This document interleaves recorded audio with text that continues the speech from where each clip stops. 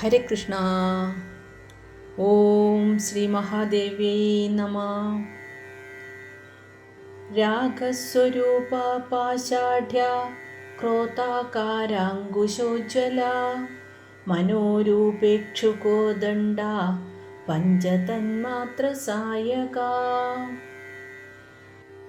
ഈ 4 നാമങ്ങളിലായി ദേവി തൻ്റെ ഓരോ കൈകളിലും എന്തൊക്കെയാണ് ധരിച്ചിരിക്കുന്നത് എന്നാണ് പറയുന്നത്. രാഗസ്വരൂപ പാഷാഢ്യ, ഇത് ലളിതാ സഹസ്രനാമത്തിൽ ലളിതാദേവിയുടെ 8ാമത്തെ നാമമായിട്ടാണ് വരുന്നത്. രാഗം എന്നാൽ പ്രേമം, അനുരാഗം, ഇഷ്ടം എന്നൊക്കെയാണ് അർത്ഥം. പാശം എന്നാൽ കയർ, ആഢ്യ ധരിച്ചിരിക്കുന്നു. അതായത് ദേവി തൻ്റെ 4 കൈകളിൽ ഒന്നിൽ പാശമാണ് ധരിച്ചിരിക്കുന്നത്. ഈ പാശം ആകർഷണത്തിൻ്റെ പ്രതീകമാണ്. ദേവി ഈ പാശം ഉപയോഗിച്ചാണ് എല്ലാവരെയും തന്നിലേക്ക് ആകർഷിക്കുന്നത്. ഈ കയർ എന്നത് ഒരു സാധാരണ കയറല്ല, മറിച്ച് ഇത് പ്രേമത്തിൻ്റെയും വാത്സല്യത്തിൻ്റെയും കരുണയുടെയും ഒരു വലയാണ്. ദേവി തൻ്റെ കയ്യിൽ ധരിച്ചിരിക്കുന്ന മോഹമാകുന്ന ഈ കയറിനെ കൊണ്ട് ജീവാത്മാക്കളെ ലോകബന്ധത്തിൽ കുടുക്കിയിടുന്നു. എന്നിട്ട് ആ പാശത്തെ ദേവി തന്നെ നിയന്ത്രിക്കുന്നു. ഒടുവിൽ മോക്ഷത്തിനായി ഭക്തരെ ഈ പാശം ഉപയോഗിച്ച് തന്നെ തന്നിലേക്ക് ആകർഷിക്കുന്നു. അതുകൊണ്ട് രാഗസ്വരൂപ പാഷാഢ്യ എന്ന നാമം ദേവിയുടെ അനുരാഗത്തിൻ്റെയും ആകർഷണത്തിൻ്റെയും ശക്തിയാണ് നമുക്ക് കാട്ടിത്തരുന്നത്. ക്രോധാകാരാങ്കുശോജ്വല, ഇത് ദേവിയുടെ 9ാമത്തെ നാമമാണ്. ക്രോധം എന്നാൽ കോപം, ദേഷ്യം. ആകാരം, രൂപം, ആകൃതി. അങ്കുശം, തോട്ടി. ഉജ്ജ്വല, ശോഭിക്കുന്ന. അപ്പോൾ ദേവിയുടെ കയ്യിലെ അടുത്ത ആയുധമാണ് അങ്കുശം അഥവാ തോട്ടി. ആനയെ നിയന്ത്രിക്കാൻ ഉപയോഗിക്കുന്ന മൂർച്ചയുള്ള ഒരു ആയുധമാണ് തോട്ടി. അതുകൊണ്ട് അങ്കുശത്തെ ഇവിടെ നിയന്ത്രണ ശക്തിയെ സൂചിപ്പിക്കുന്നു. ഈ നാമം ദേവിയുടെ നിഗ്രഹ ശക്തിയെയും ശിക്ഷണത്തെയുമാണ് സൂചിപ്പിക്കുന്നത്.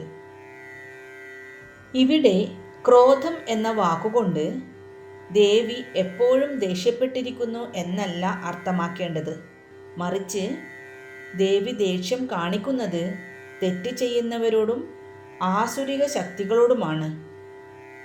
അങ്ങനെയുള്ളവരെ ശിക്ഷിക്കാനും നിയന്ത്രിക്കാനും നിഗ്രഹിക്കാനുമൊക്കെ ആയിട്ടാണ് ദേവി ഈ ക്രോധരൂപം എടുക്കുന്നത്.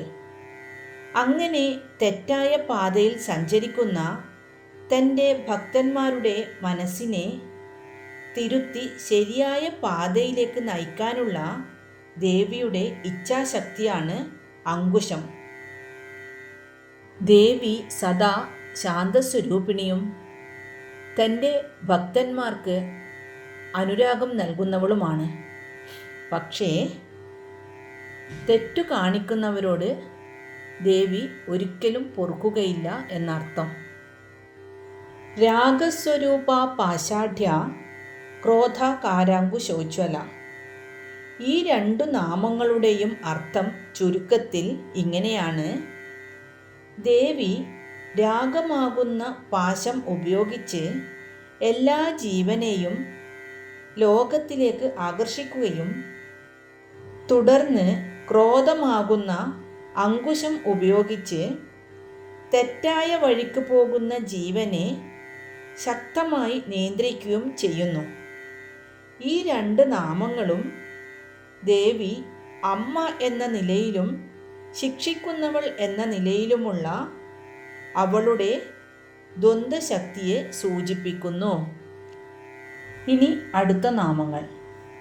മനോരൂപേക്ഷു കോദണ്ഡ പഞ്ചതന്മാത്ര സായക. മനോരൂപേക്ഷു കോദണ്ഡ, ഇത് ദേവിയുടെ 10ാമത്തെ നാമമാണ്. ഇക്ഷു എന്നാൽ കരിമ്പ്, കോദണ്ഡം വില്ല്.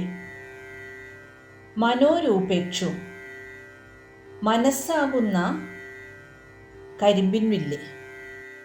ദേവിയുടെ കയ്യിലുള്ള 3ാമത്തെ ആയുധം കരിമ്പിൻ വില്ലാണ്. അത് നമ്മുടെ മനസ്സാണ് എന്ന് പറയുന്നു. അതായത് നമ്മുടെ മനസ്സിൽ നിന്നാണല്ലോ നമുക്ക് ചിന്തകൾ, വികാരങ്ങൾ, ആഗ്രഹങ്ങൾ എന്നിവയൊക്കെ ഉണ്ടാകുന്നത്. അപ്പോൾ നമ്മുടെ മനസ്സ് ഇങ്ങനെ ചാഞ്ചാടിക്കൊണ്ടേയിരിക്കും.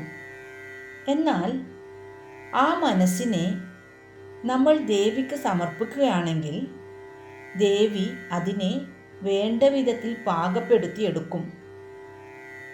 അതായത് നമ്മുടെ മനസ്സിൽ മറ്റു വേണ്ടാത്ത ചിന്തകളൊന്നും ഇല്ലാതെ നമ്മൾ എപ്പോഴും ആ പരമമായ ശക്തിയിൽ തന്നെ ശ്രദ്ധ കേന്ദ്രീകരിച്ചാൽ ആ പരാശക്തി നമ്മെ നല്ല വഴിയിലേക്ക് നയിക്കും എന്നർത്ഥം. ദേവി തന്നെയാണ് സൃഷ്ടിയിലും അനുഭവങ്ങളിലും ഒരു പ്രേരക ശക്തിയായി നിലകൊള്ളുന്നത് എന്നാണ് ഈ നാമം സൂചിപ്പിക്കുന്നത്. ഇനി അടുത്ത നാമം പഞ്ചതന്മാത്ര സായക. ഇത് ദേവിയുടെ 11ാമത്തെ നാമമാണ്. ദേവിയുടെ 4ാമത്തെ ആയുധത്തെപ്പറ്റിയാണ് പറയുന്നത്. പഞ്ചതന്മാത്ര സായക. പഞ്ചതന്മാത്രകൾ 5 സൂക്ഷ്മ ഘടകങ്ങൾ. അത് ശബ്ദം, സ്പർശം, രൂപം, രസം, ഗന്ധം എന്നിവയാണ്. ദേവിയുടെ കയ്യിലുള്ള 4ാമത്തെ ആയുധമായ 5 അമ്പുകൾ അഥവാ പഞ്ചബാണങ്ങൾ. ഈ 5 ബാണങ്ങൾ കാമദേവന്റെ അസ്ത്രങ്ങൾക്ക് തുല്യമാണ്. ഇത് നമ്മുടെ മനസ്സാകുന്ന കരിമ്പിൻ വില്ലിൽ നിന്നാണ് പുറത്തു വരുന്നത്. ഈ നാമത്തിലൂടെ നമ്മൾ ലോകത്തെ അനുഭവിക്കുന്നതിന് പിന്നിലുള്ള ശക്തി ദേവി തന്നെയാണെന്ന് വ്യക്തമാക്കുന്നു. അതായത് നമ്മുടെ ഇന്ദ്രിയങ്ങൾക്ക് മാത്രം അനുഭവിക്കാൻ കഴിയുന്ന ശക്തികളായ ശബ്ദം, സ്പർശം, രൂപം, രസം, ഗന്ധം എന്നിവ നമ്മുടെ മനസ്സാകുന്ന വില്ലിൽ നിന്ന് ഇന്ദ്രിയങ്ങളിലൂടെ, അതായത് കണ്ണ്, മൂക്ക്, ചെവി, നാക്ക്, ത്വക്ക് എന്നിവയിലൂടെ പുറത്തേക്ക് പോകുന്ന വിഷയങ്ങളായ അമ്പുകളാണ്. ഈ 5 വിഷയങ്ങളിലൂടെയാണ് നാം ലോകത്തെ അറിയുകയും അനുഭവിക്കുകയും ചെയ്യുന്നത്. ഇതെല്ലാം ദേവിയുടെ ശക്തിയാണ്. അതായത് നമ്മുടെ പഞ്ചേന്ദ്രിയങ്ങളെല്ലാം ദേവിയുടെ നിയന്ത്രണത്തിലാണ് എന്നാണ് അർത്ഥമാക്കുന്നത്. മനോരൂപേക്ഷു കോദണ്ഡ പഞ്ചതന്മാത്ര സായക. ഈ 2 നാമങ്ങളുടെയും അർത്ഥം ചുരുക്കത്തിൽ ഇങ്ങനെയാണ്. മനസ്സാകുന്ന വില്ലിൽ നിന്നും പഞ്ചതന്മാത്രകളാകുന്ന അമ്പുകൾ പുറത്തേക്ക് പായുന്നു. ഈ അമ്പുകൾ ലോകത്തോടുള്ള രാഗമാകുന്ന ബന്ധനത്തിൽ നമ്മെ കുരുക്കുന്നു. തെറ്റായ വഴിക്ക് നമ്മൾ പോകുമ്പോൾ ക്രോധമാകുന്ന തോട്ടി ഉപയോഗിച്ച് ദേവി നമ്മെ നിയന്ത്രിക്കുന്നു. അപ്പോൾ നമ്മൾ ഇന്ന് പഠിച്ച നാമങ്ങൾ ഇതൊക്കെയാണ്. രാഗസ്വരൂപ പാഷാഢ്യ ക്രോധാകാരാങ്കുശോജ്വല മനോരൂപേക്ഷു കോദണ്ഡ പഞ്ചതന്മാത്ര സായക. നമ്മൾ ഇതുവരെയായി ദേവിയുടെ 11 നാമങ്ങളാണ് പഠിച്ചത്. അത് ആദ്യം മുതൽ ഒന്ന് ചൊല്ലി നോക്കാം. ശ്രീമാതാ ശ്രീ മഹാരാജ്ഞി ശ്രീമത് സിംഹാസനേശ്വരി ചിദഗ്നികുണ്ഡ സംഭൂത ദേവകാര്യസമുദ്യത ഉദ്യദ്ഭാനു സഹസ്രാഭ ചതുർബാഹു സമന്വിത രാഗസ്വരൂപ പാഷാഢ്യ ക്രോധാകാരാങ്കുശോജ്വല മനോരൂപേക്ഷുകോ ദണ്ഡ പഞ്ചതന്മാത്ര സായക. ഇനി അടുത്ത ക്ലാസ്സിൽ. ഓം ശ്രീ മഹാദേവ്യൈ നമഃ.